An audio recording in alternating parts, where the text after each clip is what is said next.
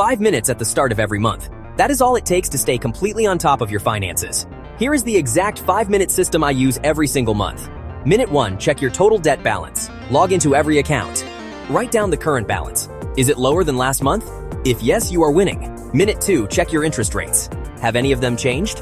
Credit card companies sometimes raise rates without warning. Know your numbers. Minute 3, review last month's spending. Where did the money go? One category that surprises you? That is your target for this month. Minute 4, set your extra payment for this month. Even $10 extra toward your highest interest debt matters. Write it down. Commit to it. Minute 5, check your debt-free date. Open your tracker. Has it moved closer? Seeing that date get closer is the most motivating thing you can do.